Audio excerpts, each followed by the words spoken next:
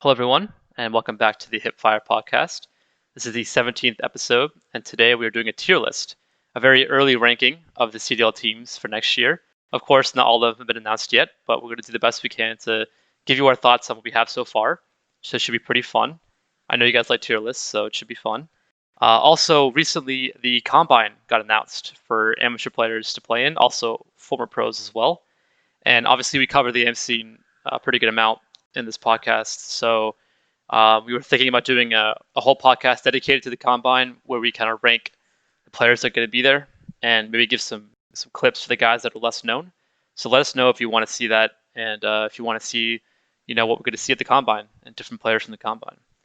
But with that being said, let's get into the tier list. So the first team we're going to do is the Seattle Surge, whose roster looks like this. So we have thoughts on the roster before, but what do you rank them here, Yas? It's kind of difficult to rank this roster. If I was gonna, I'm really in between extremely average, um, it like I don't want to say meh, but I'm kind of in between there. And the reason why I say this is, just comparing the roster. I mean, they finished last, did last year, obviously a champ. So anything would be an improvement over that. I've talked about it before. I think in terms of talent, I mean, Gunless and Octane really stand out. Obviously, their team is even aware of the talks that people have said about how there are slower subs. Pristini and Looney will be able to keep up with the other slaying duos that other teams have with regards to SMG players rather. I mean, in terms of fundamentals, I think this team should be strong with the leaders they have. It really just comes down to, can they mesh well? Like, if something goes wrong, is Gunless going to be, getting and being more of a toxic attitude? How's Looney going to react? Is Preston going to be in his head again? There's a lot of questions surrounding this team, and that's why, although I know a lot of people put them as contenders, I just simply can't until I see it with my own eyes. So if I had to rank them somewhere, it'd be extremely average. I think in terms of S&D, I don't see them being a very strong S&D team personally. Maybe I'm wrong about that, but we saw Preston. He tried to play that aggressive role on S&D for the Huntsman, and sometimes it worked, sometimes it didn't work. So there's a lot of question marks surrounding this team for me personally, and I can't see them anywhere else other than extremely average. Yes, I'm gonna continue that thought where you mentioned that the S&D issues, right? Mm-hmm. Well, for me in this team S&D, I kind of feel a similar way because it doesn't have the feel of like a star S&D player. Like obviously Octane can snipe, right, and that's great. Mm-hmm. But it doesn't seem Didn't like make a there's like difference a last year. yeah, I don't know. There's something missing, some kind of like star S&D player who can really make a difference. But outside of S&D, in response, I'm a little worried about pacing. Obviously, the last time we had 4v4, when United was with Silly and Pristini, they had their pacing issues, and it was a problem, and they couldn't get on the same page. And the reason why I'm worried about that is because I think Looney and Pristini are going to have a. I mean, I'm sure they can figure it out. Looney's a very smart guy. He's a leader for a bunch of different teams, but I see like Mm-hmm. an immediate pacing issue just between Pristini and Looney. I don't know if you feel the same way, but Yeah, no, 100%. I think at best there'll be a team that comes out of the gate hot, maybe because maybe. I feel like guys like Looney, they'll figure out the game very quickly and it'll benefit them. I just think long term, there's just so many other talented teams that I feel encompass what we expect from a roster in terms of that, aggressive slaying ability, that talent in S&D. And I don't know if that this team, especially with the people they are, like if something goes wrong, you can't count on them to keep a cool head. A lot of these guys in this roster, and that's my an issue that I see with this team. So for me, if anything, I think the combine is going to be really key for them to see what subs they can get, just in case Yes, true. it works. So, but you agree, extremely average is where we got them. Yeah, I think assuming average for now. At the end, we're obviously gonna look it over and see if we want to move things around. Yeah. I'm almost like predicting that we might argue to bump him down to meh, but for now, I think assuming average Yeah. is totally fair. All right. But with that, the next one we're going to go to, let me just get rid of that. Next one we're going to go to is the, of course, 100 Thieves is back, baby. We got Run of Up Ooh. back to Call of Duty. Very exciting. Unfortunately, our graphic is a little outdated. Still, still optic, but this is the roster right now. Obviously, we don't know if Draza is going to start or if they're going to get a fourth to fill to start, and then Draza will be on the bench. We're not really sure. So for now, it's Draza, and even with Draza, I'm very excited for this team on 4v4. The last time we had 4v4 was World War II, and Slasher, Kenny, and TJ were some of the best players in the game. Pretty much on the two top teams throughout the entire year. So I mean, it's on paper, right? It should be cracked, but me personally, I had them in contenders just because of performances last year. What are your thoughts? Yeah, no, I'm pretty similar actually. Well, I don't think you put them in crack just because we don't exactly know who their fourth's going to be, and That's true.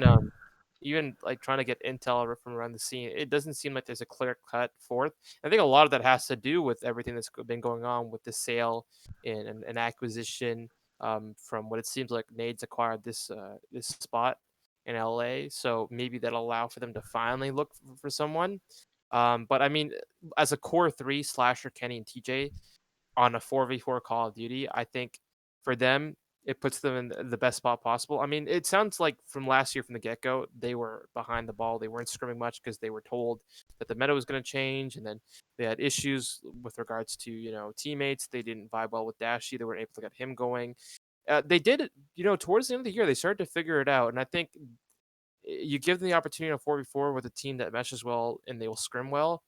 This got to be a contender team. I don't know who their fourth will be, whether it be a guy like Temp, who they're friends with, um, but I'm certain that if it is 100 Thieves, they'll figure out to find a fourth. Maybe it'll be an AM player, which honestly would be even scarier. But these guys are all extremely talented in respawn, great S&D players.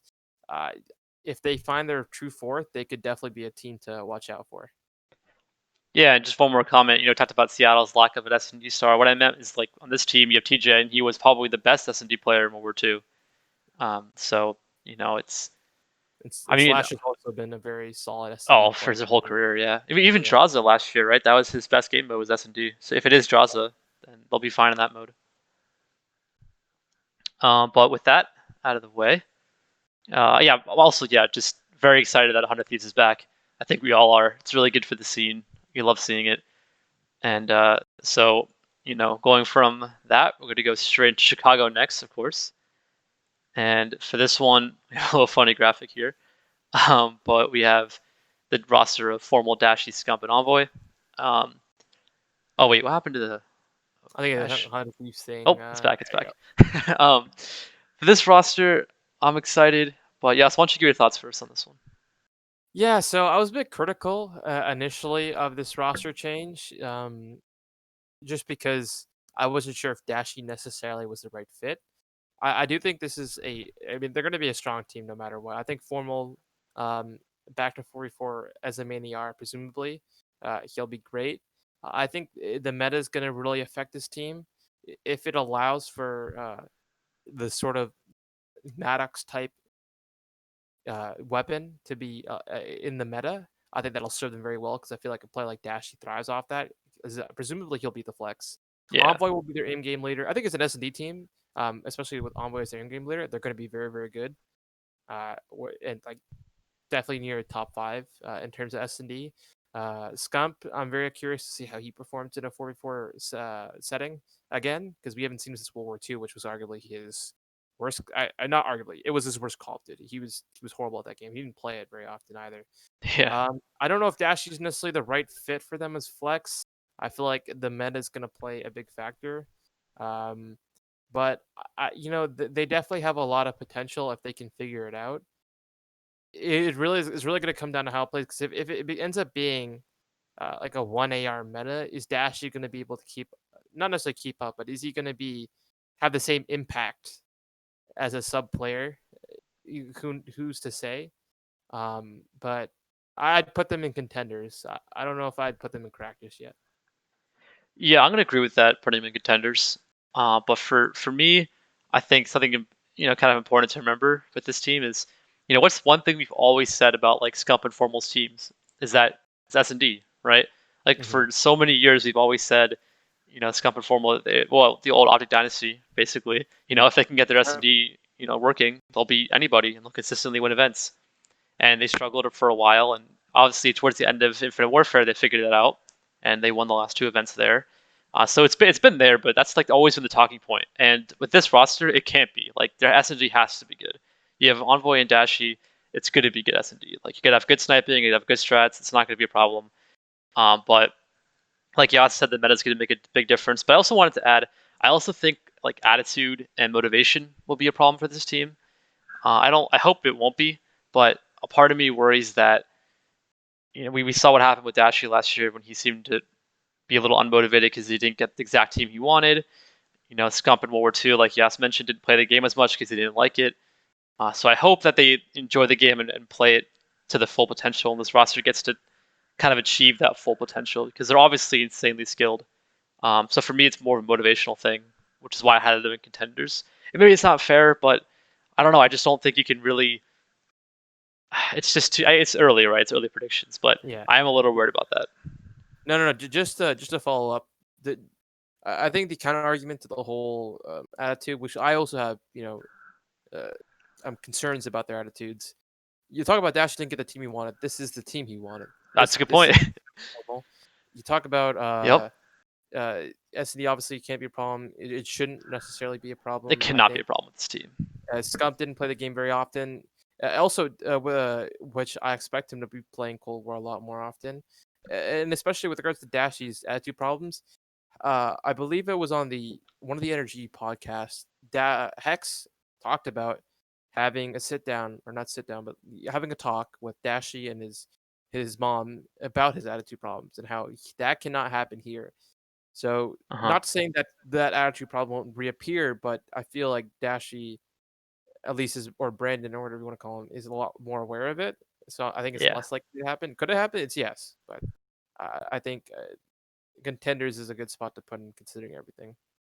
Yeah, I think it's fair, and obviously, they actually I'm gonna keep. We'll figure this out at the end of the podcast, but for now, I want to keep 100 Thieves ahead of the Huntsman, and we can figure that out later.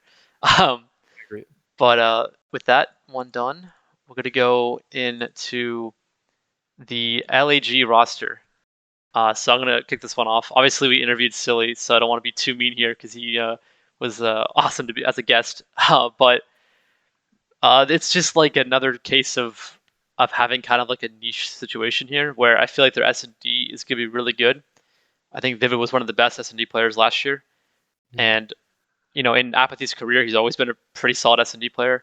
He seems to be a little bit map dependent in that role. Like I remember in Arden's Forest, he was like a genius on that map, always running down mid map getting picks. But I'm excited for this team S&D wise. Respawn is where I worry.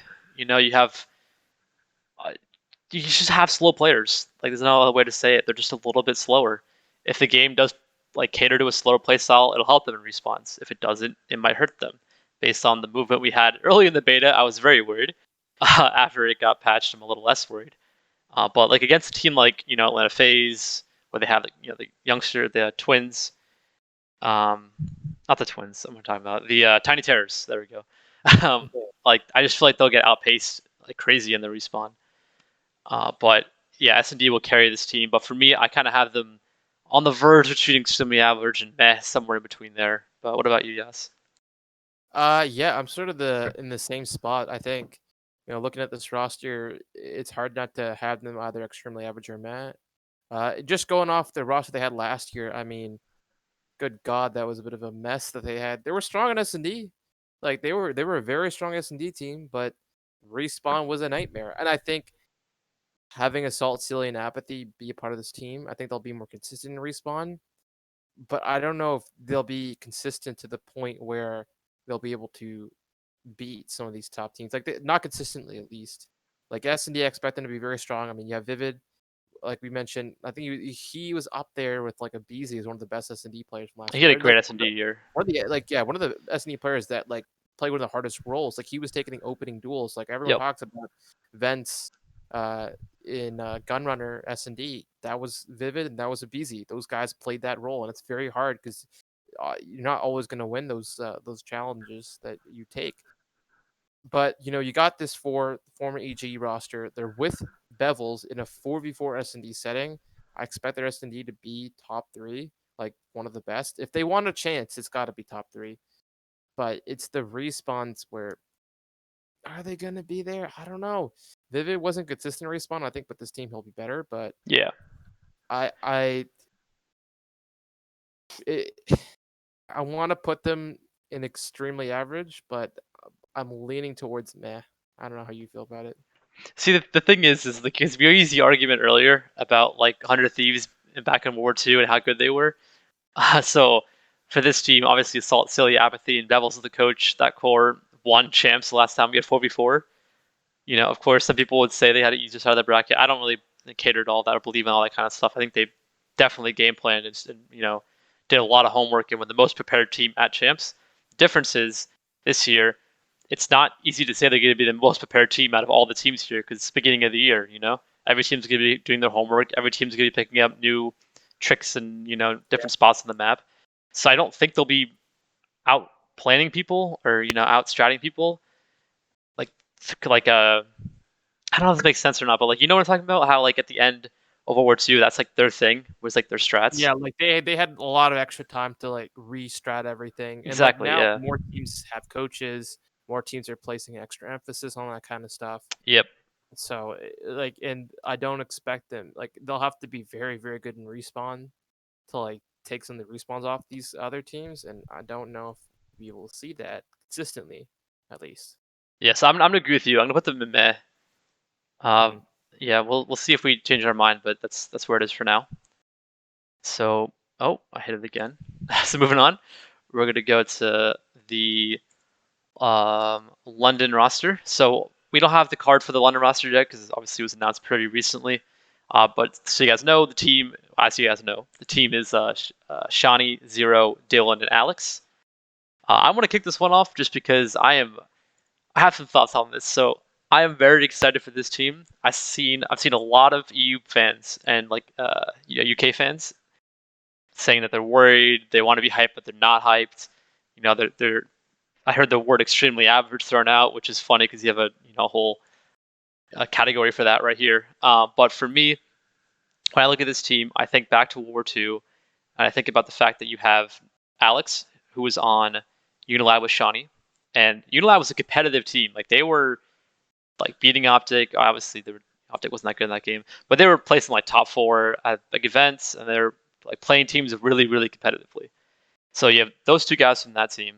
Then you have Dylan, who at champs in World War II played like an absolute animal and went off and was doing like crazy stuff on the map. And people were like, who is this Dylan kid? That's kind of where he broke out. So he'll be like really good in this game. I think 4v4 might help him. To be honest, even though obviously 5v5 is a breakout game in Black Ops 4, I do feel like 4v4 might help Dylan because he's running into less people just holding, like 2 people holding angles. Like he's running into less people at a time. The entry rolls could be a little bit easier, I think. That's my personal opinion. So I think he'll do fine in this game. And then you put him with Zero, who was on Red Reserve, who had a really good start to the year, then just couldn't really figure it out towards the end of the year. But Zero individually had a great year. And also Zero is like a completely malleable player. He could play any role. He's a solid flex. He's a good main AR. He played entry with the Saga at one point in Black Ops 4. So I think he could be literally on any team and he'd bring good utility there. So for me, I have this team in contenders, but I'm willing to move it down if you want to. Yeah. I don't have them that high, but I do agree with a lot of the sentiments you make. I do think people are sleeping a little bit on this team. You look at the core. In terms of SNGs, Alex and Dylan, and that already looks pretty scary. They were Obviously, so good together. Black Ops 4. Dylan had a down year. That there's no understating that. I expected a lot more from that guy. Obviously, it didn't seem like to his credit, it didn't seem like London was always on the same page. It seemed like Dylan was always ahead of everyone else in terms of pacing, which I think hurt him a little bit. Uh, maybe in a Treyarch setting, he'll flourish, especially with a guy like Alex. Like Alex has played with a guy like Dylan's playstyle. He played with Asim last year, who plays like that bashing head type of role, or at least did for a part of the time he was with Minnesota. So I think those two will work very well. Zero, we see them. He's one of the strongest flex players in the game. And when London was at their best, it was because Zero was playing flex and playing very well at that position. Yep. Everyone sees him as a main AR at times because he's played it, but from what my understanding is, he's only played it when the team never had one. Like he played on Faze because the Faze didn't have a main AR. When he was on New York, he said he didn't want to play main AR. He only played main AR for Faze because they needed it. So on New York, he played a bit different role. It clearly didn't work out with him in accuracy, and they let him go. But I think back to 4v4 flex, like when the Red Reserve World War II, you mentioned they were very strong. Like he was very strong at that position. Yep. You moved to Shawnee to main AR. Is he one of the better mini Rs in the league? No, but I do think he can, step up in that position. It'll be a lot easier for him to run that position. He did have his moments last year, so I'm gonna put them in extremely average. I at least I would not like high extremely average. I would not put them in contenders just yet because I don't think you look at the caliber, Huntsman and Optic. I do No, not. you're think right. You're right. but they have the potential. Uh, Shawnee's, I think, the real question mark for me, or not Yep. not just Shawnee, but like assuming Dylan and Alex return to the form that they had previously, which I think they will. Obviously, Alex had some thumb issues, so hopefully he's overcome those. Shawnee's going to be the guy that I was like, if he plays even just average, assuming ARs don't have as much of an impact as they have in other games, I think this team will, ram through other teams. But extremely average is where I have them for sure. Yeah, and also a big thing to note is whoever that fifth player is, whoever their sub is, if they can get like a good AR to be their sub, that'd be huge for them. I know Insight has already been snapped up by Toronto, so that kind of sucks. But if they can get another AR, like maybe Dave, he's been playing many AR for Team War over in Europe, or they can go for an NA player too, doesn't really matter. But if they get like a nice backup AR in case Shawnee's just like not quite cutting it, I think that'll be fine. But yeah, it's a good place to rank them for now. Moving on, we have our champions, the Dallas Empire. Shout out to Uh, Illy, man. Shout out to Illy, man. So why don't you kick this one off? Yeah, so there really isn't much to say about this team that hasn't already been said. Obviously, previous champions. I think the 4v4 setting will help them, or not help them. Sorry, make them even stronger than they already are. I think S&D team. This predicts to be top 3 S&D team by far. Illy, Shotzi, Hugh have all been very, very strong S&D players throughout their careers. Krim as a main AR, I think is the focal point. Everyone will look at this. Well, why isn't Clay the main AR? Clay's always been. It's one of the best main ARs of all time. Krim has played that main AR role at 4v4. For those that don't remember, in 4v4 when he played main AR for Optic Gaming, he was very good. Like he was one of the better top 5, arguably main ARs when the FG was in the Oh, game. the He was FG. very good. You're The only right. reason he moved was because that team had trouble with Formal getting it going on SMG, and Formal being one of the better mini AR players, they made that switch. But he was very strong with mini AR. Now in Black Ops 4, he was a bit too aggressive. He got punished a lot by guys like Octane, as many people note. So I'm very curious to see him back at a mini AR at a 4v4 setting. I think that'll play better for him. They clearly seem very hungry still. I think Krim is the perfect leader with them. With a coach like Rambo, this team is cracked 1000%. And there's only one other team up here, and I'm pretty sure everyone can guess who that I see beating them. But they're just insane.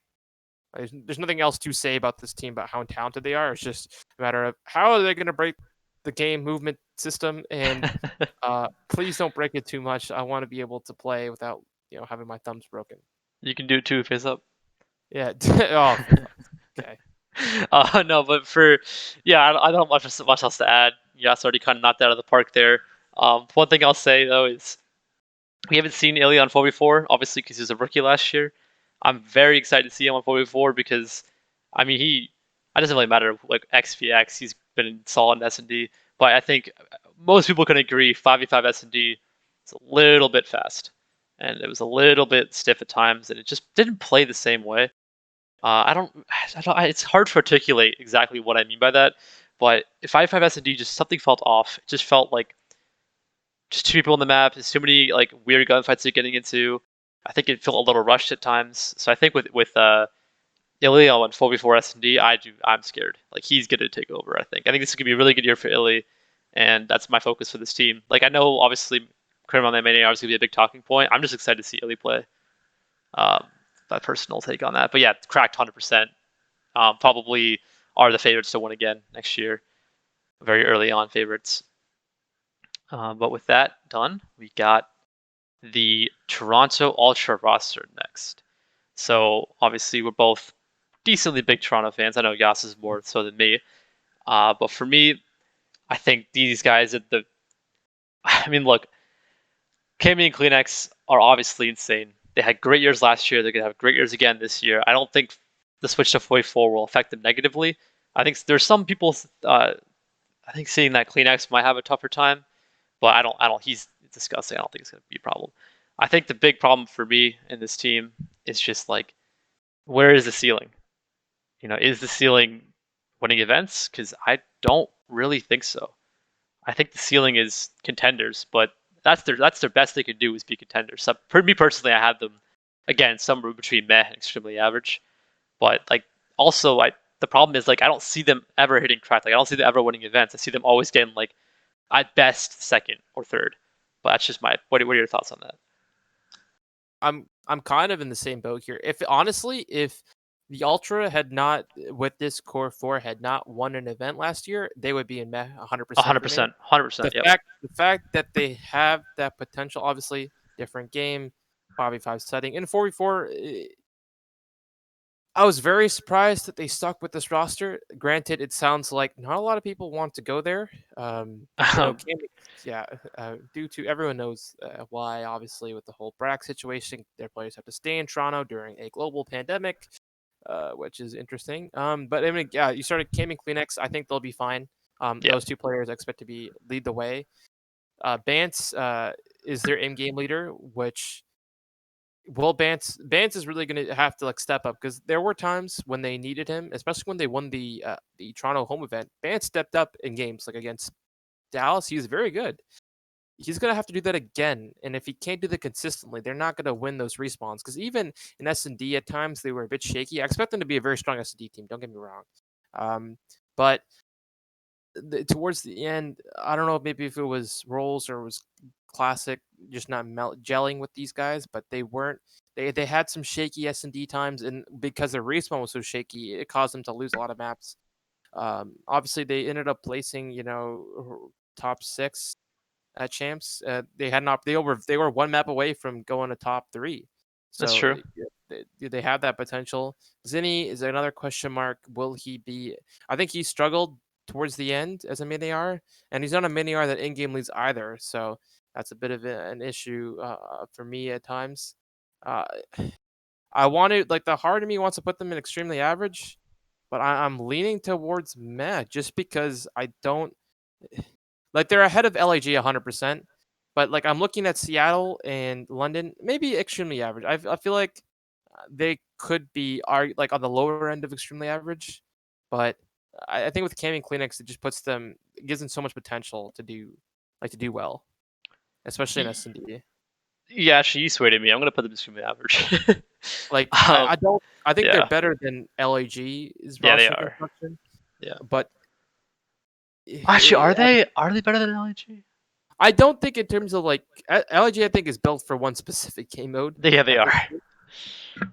Ultra, I think will be at least more consistent in respawn, and who knows? Maybe Kleenex and Cammy take that next step. If they take that next step in their development to being absolutely star players, like they looked like they were towards the end. I mean, Cammy, like Krim said, Cammy looked like one of the better AR players because he played that sort of flex role at times, and Kleenex was one of the better entries. If they play that like that more consistently, I think extremely average is a fair assessment. Yeah, we'll leave him there for now. I might move him down at the end of the video, but Yeah. we could leave him there for now. Because yeah, I get what you're saying, but it's just like their roster decisions were meh, right? No, you're 100%. Like You're the right. team's not meh, but the roster decisions were meh, so it makes it kind of like I don't know. Yeah. Makes it weird. So then we have the next one. Oh, so yeah, Yas wants to talk about this one. So Yas, once you get into New York, obviously we had the blacked out Pharaoh, but we now know that it's Hydra, which obviously everyone knows that we're very excited because we have like a couple of videos on Hydra. So, but Yas, what are your thoughts on the New York roster with them? I love this roster. I mean, you look at this team last year, and I think the issues with them were S&D was an issue for this team. They were good in respawn, and even in respawn though, they would outslay teams. It's just fundamentally they struggled. And I remember their matchup, I believe it was against the Rocker, if I'm not mistaken, at champs. or London, I can't. It could have been both. They outslayed and lost, and that is you shouldn't be outslaying and losing, especially at the top tier. Especially last year. Yeah, especially last year. Like this team had so much talent last year. I feel like this year with the players they brought in, Clayster, world champ, obviously. You don't drop Clayster. Many people said that before, but if you do, you got a guy who's motivated more than ever, who's a maniac on a 4v4 game again, which we haven't seen. Like people talk about World War II, he was kind of the maniac. He had to battle with Arcides for that role. He's not going to have that problem on this roster. He's going to be the sole 4v4 player maniac on boots on the ground. After winning champs, I expect him to be very good. You got Mac, who's one of the better sub players last year and really changed that team around. I expect him to be that same aggressive player. And Hydra, obviously, a lot of people haven't seen a lot of him thus far. So if you haven't, go check out the last podcast or the second last one with Hydra, where we talk about Hydra showing some clips. If you haven't seen him, go check that video because we do have some clips of him to show how talented and disgusting he is. Everyone has hyped him up. It sounds like behind the scenes, Clayster and Zuma really pushed hard for Hydra to be on this roster. Because they wanted him. They saw how talented he was. I think this is a team that one S&D wise will be with guys like Hydra and Mac. And Zuma historically has been a very strong S&D player. I expect them to be very good. And Respawn, I expect them to flourish. I think Clay will take Hydra under his wing like he's done with so many rookies in the past and will help develop them into the star players that they've always been. I want to put them in cracked. Oh, so do I, man. But I don't. No, we can't. We can't. I don't think we can. Can't. I don't think they're. I don't think they've warranted the level that the other teams in cracked are. So I think high contenders for sure. Yeah. Yeah, high contenders. Yeah, I don't know. We'll figure that out at the end where these three rank here. But Yeah. definitely contenders for sure. I don't have much else to add. Yeah, you kind of knocked that out of the park there with all the Hydra stuff because obviously we're very excited about him. One thing quickly I was gonna add though is Zuma last year had a lot of bad S&D games. That's one thing that held them back. Sometimes he would go like 0-7, 0-8. Obviously, he does play a harder role in S&D, so that's going to happen.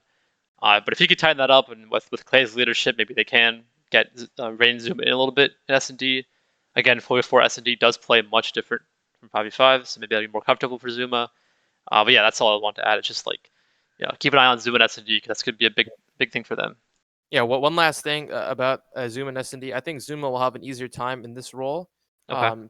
Because it's 4v4. I think being able to back up Mac in a 4v4 setting will play into his favor. I think he in both Black Ops 4 and Modern Warfare, he sort of struggled with that, and he had to battle with other teammates for that sort of support sub. It seemed like last year, Attach played that role, and Attach was very very good at that role. But this year he doesn't have that. I don't think. I don't think he'll have that issue. And he's back with Clay, who he's had a lot of success with. Yep, that's true. All right, so we're gonna move on to Atlanta Faze now. So this roster is disgusting. There's just nothing else really to say. It's filthy. I think the big talking point all year last year with Faze was a couple things. There was like two or three. Main one was that they, for some reason, cannot hold a hill. It just got broken all the time, and part of that is leadership and comms, which I think is a great place for Alec to slide in. Alec has very clean comms, and he could definitely lead the team and calm everyone down. And I think Atlanta Faze definitely needed that last year and didn't get it. And then the second thing was AR wise, Maniac was like serviceable. Like he was good at AR, but at times he lagged behind in respawn, and also you had problems with like a flex where sometimes you had Simp running an AR, other times you had Priest running an AR, and it seemed like it was a bit kind of fumbly with that position. But with this team, you have like very easily clear defined roles with a main AR who is one of the best in the world, who's going to bring clean comms. This made FaZe, in my opinion, much better than they already were, and they were already the second best team of the game last year. Does it make them better than Dallas? We'll have to see, because I think those are the two top teams for everyone right now. And so yeah, for me, they're in cracked. I think you're going to share the same thing. Yeah, no, cracked 100%. You made a lot of good points there, especially about the fact that a lot of Atlanta faces issues with regards to comms, regards to fundamental play, and having an AR like Alec fixes all that. Alec hasn't really, or Arcides, hasn't really had an opportunity to play the main AR role for an extended period of time. Last year, at least, he didn't. Not with Formal. So I feel like him being clear-cut Maniar back with the Twins, who he won a world championship 2 years prior. S&D, one of the best S&D teams in the game, easily. That's not going to be an issue.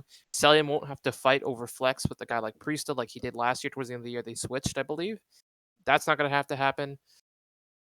They're going to be so damn good. I honestly think they could be better. Not could be. I think they will be better than Dallas. And I just love. That's scary. They were one of the best teams last year, and I think they're even better with. Yeah, they Alec. definitely they got better. They got way better. I feel like Alec, Yep. as an in-game leader, fixes a lot of the issues that they've had, and makes them more whole and more complete. Yeah, there's nothing. I think they will be the best team. I think that's my take. They're going to be the best team in the league this year. I don't think a lot of teams will be able to compete with them. Yeah. I know Dallas, S&D. It's Illy, man. Not the Illy, man. But I mean, hey, you got Abizi running at you, Simp sniping, Celium is I know. nasty.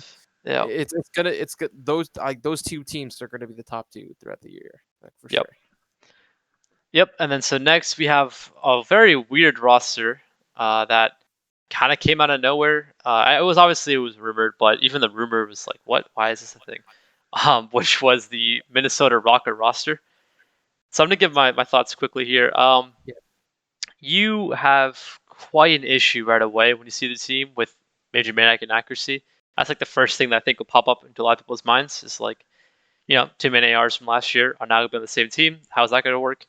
Well, I don't think it'll be too much of a problem, to be honest, because Maniac did not play main AR in Gen G in Black Ops 4. He played with the, was it Maddox? And he played great. He was great on Gen G. He's like, at times, he looked like the best player on that team when the team was playing well. So it's scary. I remember he would go on streaks, he would go on sprees. He looked like great in S&D. Mike's a very, very good player. So I don't think he'll have a problem running flex here. The problem that I have with this team is with attach, because I'm really like not disappointed, but it really bothers me that attach is consistently like a top 5 player every year, and yet isn't on one of the like top 2, top 3 teams in the game. And I feel like this happened again this year. I feel like he picked Lamar to team with again because they're friends, and they have good chemistry off game and maybe even in game. But I think he could have done better. I think that's why I'm upset with this roster, just because I see attached that I'm like, no, I think he could have been on a better team. I think maybe he could have filled in for Optic and been the 4th there, or I guess 100 Thieves now. I think he could have fit into Chicago Huntsman and been the 4th there. I think this team just is underwhelming for me because of I wish like more for attach almost. But then Priesta, I don't care where he goes, he's going to be good. So the team's still going to be very good. I had them in contenders personally, but what about you, Yas? Yeah, I'm between extremely average and contenders. I almost want to put them in extremely average, to be quite honest. And I know it's going to be harsh. I know people are going to come at my throat for that. But the reason why I say that, a lot of the points you made, roles, pacing-wise, will they be able to keep up? Yeah. Attach and Priesta, they can be those aggressive S&G players, but because they're flexible. But I don't know if that means that's the most optimal opportunity for them to play. Like Priesta was best on Faze when he was their flex, or at least like he performed his best. Like he performed well in that support role. It wasn't like an issue. But him personally, he was playing his best when he was flex. Is that going to happen here? I doubt it. I don't think Major Maniac or Accuracy are capable of playing that support sub, or should they?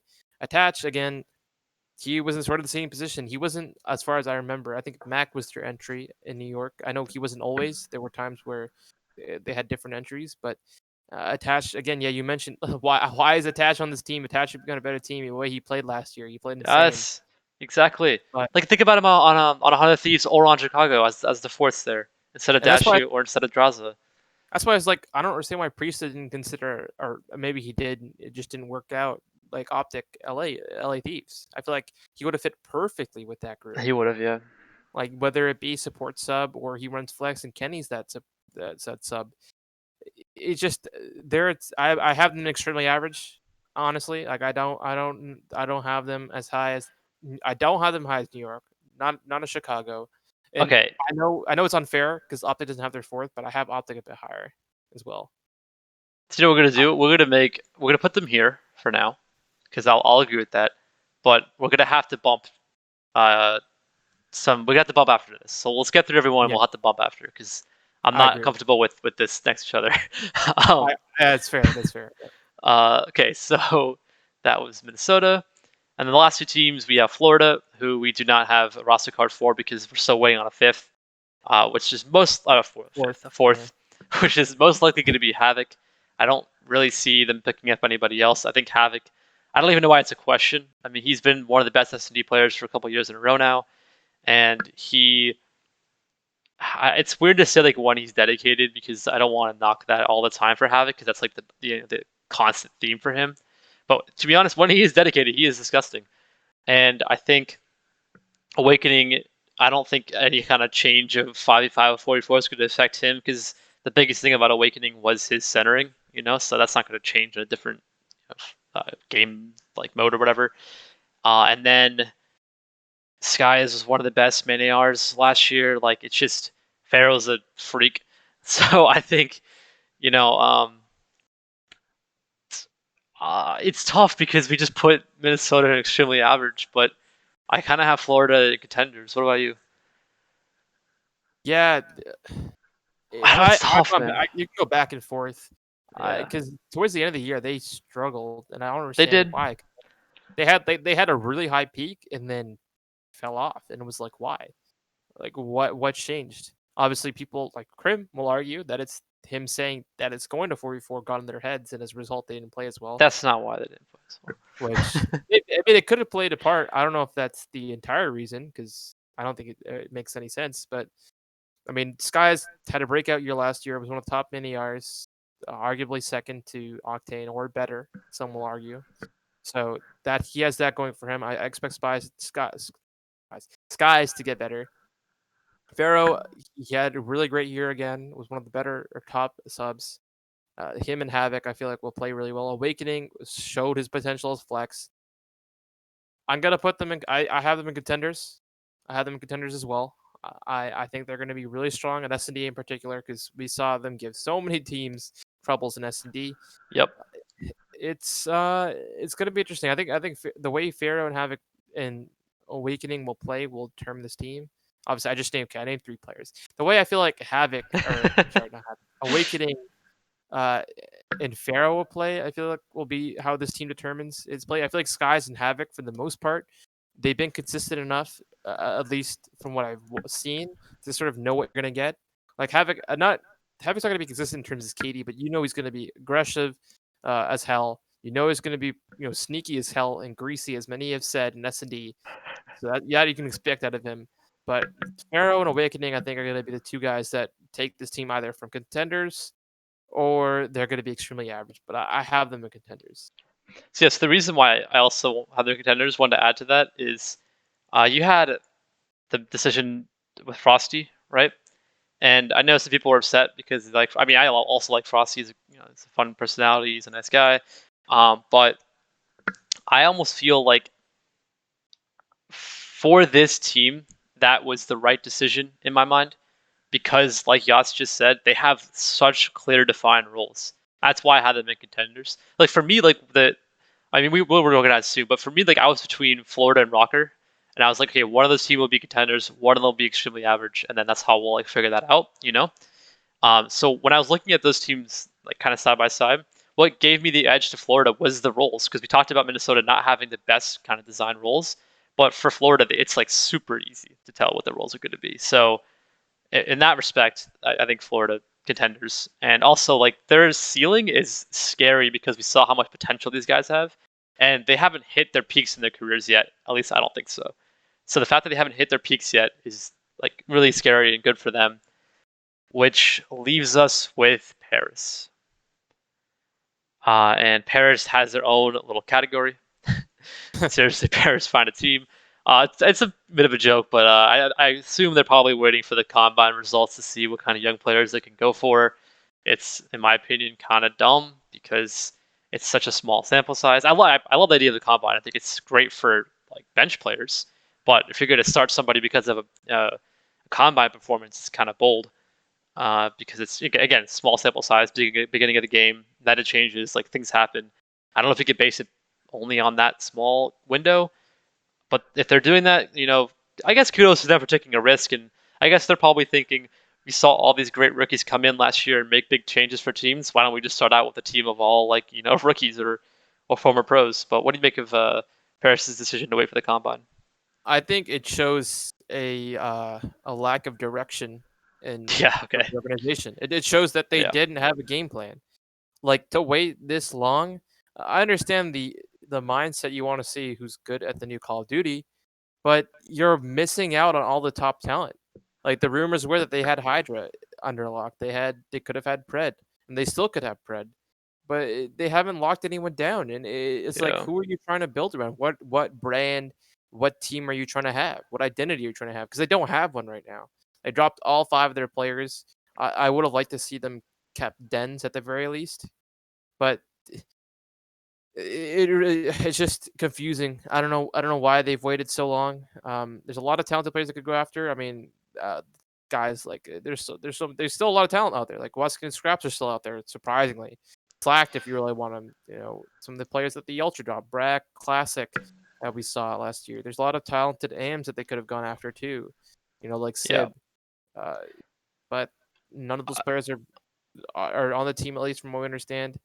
I think that whatever team they find, it's gonna be one of the worst. Not necessarily from a talent perspective, but I think it just the lack of direction shows that they don't know what they're doing. So Hmm. I Well, don't expect that. so the recent rumor was, well, might as well say it because it's been leaked now. The recent rumor though was Weskin Scraps with Theory as a coach. Obviously, Theory with TK in the last 44 game got them, helped them a lot with strategy for the first 2 wins of the year. So I think he'll be a great coach. But in terms of Scraps and Weskins, if they can find 2 guys that don't mind their play style, I don't want to call them baity because I don't think it's completely fair. Just because they play a bit slower doesn't mean they're necessarily baiting. But if they can find 2 guys that are going to just kind of almost fall in line to play with with the Twins, I think it'll work. Like if they go after like Afro and Harry and lock up those 2 guys and play with Scraps and Weskins, maybe that could work. But yeah, it's interesting for sure. I agree. I think it's definitely lack of direction. From what we've heard from Crone, it's like a complete crapshoot. But that kind of rounds out the team. So I'm gonna do something quickly here, Yas, and you can watch me do it. But we Mhm. can decide how we feel about it. But basically, I'm gonna do this. I'm gonna put actually no, I'll do you know what? I'll do this here. Give me a second. Give me a second. Sure. All I right. did lock some of these, so I have to kind of rearrange a little bit here. Um, okay, I did We lock. we don't need to have it in left to right from like the most. Oh, we don't have to do that. Okay. We can, but I don't know if like we don't. I don't feel like we don't need to. Like we, Okay. we can just say of the 2 who we think are like of the teams in that group who we think is the better.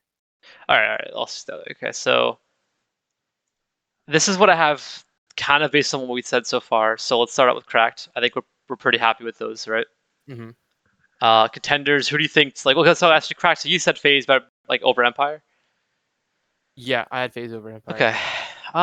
Yeah. It's close. It's close. Yeah. I might stick with Empire. Again, I'm just like a Elite fan, man. I can't help Yeah. it. No, that's But yeah, fair. those 2 definitely top 2. Yeah. And then what about contenders? How did you rank these 4? Uh, I'd have I'd have Chicago, New York, 1 and 2. I I'm gonna put Chicago first. I think there's more known factors with Chicago as opposed to New York. New York we still have yet to see all of them play together, so I feel like that persuades me to put them second. I think Florida third. I think Optic until we see their fourth, I can't put them higher in that group. Um, and even then, I feel like having 4 contenders is a lot. If anything, I drop Optic down to their contenders down to extremely average, which is not fair. But it's only because I don't know who their fourth is. I know Okay. I said any fourth they could still be contenders, and that's true. But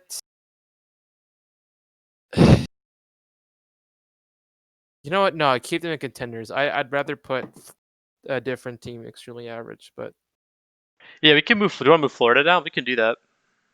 I think it's hard because I want to It's spend Florida tough. contenders. But I don't think we can have that many contenders. Yeah, no, I'd I'd, I think I'd you're right. Yeah. I'd rather Yeah, have let's Florida let's really high. let's. You know what we're gonna do? Let's do this, and then let's do that. And then I think this is actually really good, even if we do consider left to right. Yeah, I agree. I'm pretty happy with all of this. I get like quickly on Toronto, because I know we bumped them down without saying anything, but I want to do that because I'm also grading the roster decision as being meh. I think I just don't. I love Chef Zin as a personality, but I think he'll get outclassed in quite a few matchups in ARs, and like, where do they have the edge? Like, I think they have the edge in Cammy being like probably one of the better flexes in the game, and I think he will be next year. But outside of Cammy, I don't see the sub duo beating other sub duos. Then I don't always see Methods beating other ARs, so that's why I had them meh. No, I agree. I agree with the assessment. I think meh is fair. I think you're gonna need a lot out of these guys. They're sort of you're gonna need Cammy and Kleenex to develop into even better players than they were at the end of last year for them to Hmm. contend, and I don't see that being the case. And like it's hard being this hard on the Gorillas because they won champs in World War II with that team, and I know that's like their fans are going to defend them saying that like oh, we But won like, champs. sorry, not to cut you off, but you also look at how their team has played, and all those players, with the exception of Vivid, are coming off their worst year. That's what I was going to say. Yeah, I was going to say they didn't do well last year. Yeah. Yeah, they didn't do well last year. They didn't. Like they just didn't perform well. Apathy did not perform well last year.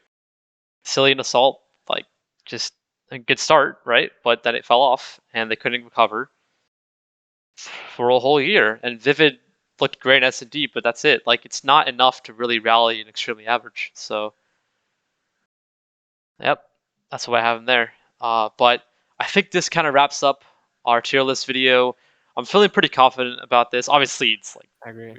the game hasn't come out yet. Like it's very early predictions, but in terms of what we know and what we saw in history, and not just recent history, right? Like personally, I think up the 100 Thieves will do super well based on the last 4v4 we had. But based on all that, I think we have a pretty good tier list here.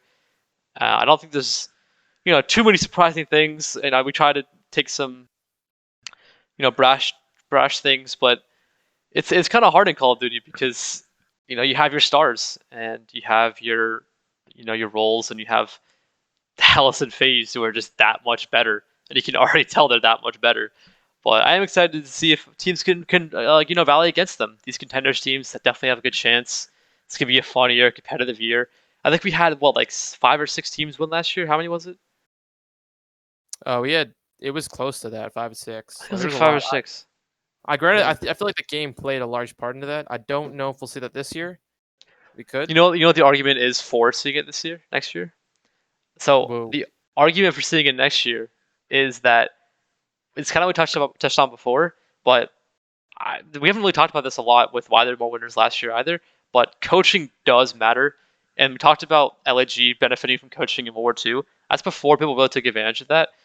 I think we asked me why Florida fell apart towards the end of the year. I think it's a lot to do with coaching. Teams figured out how Florida played. Their coaches of other teams figured it out, and they countered them with the meta change, right? Because Florida jumped on the meta early, then all of a sudden everyone copied them, right? I think coaching plays a much bigger role nowadays, and that's why you have more winners, and it's harder for the same team to keep winning because now you're going to have, as soon as you start winning, people are going to start stratting against you and picking up your tendencies. And I think that's why it's more competitive as well, is because you have teams that are just ready for what they're about to face. But that's my take. No, you're 100% right. But with that, that should wrap up this episode. So everyone, please leave a like, comment, tell us who you have in all your tiers and what you disagree and agree with, and we'll see you uh, hopefully next week with an episode with regards to the scouting combine. But with that being said, thank you guys for watching, and we'll see you the next time. Yep. See you.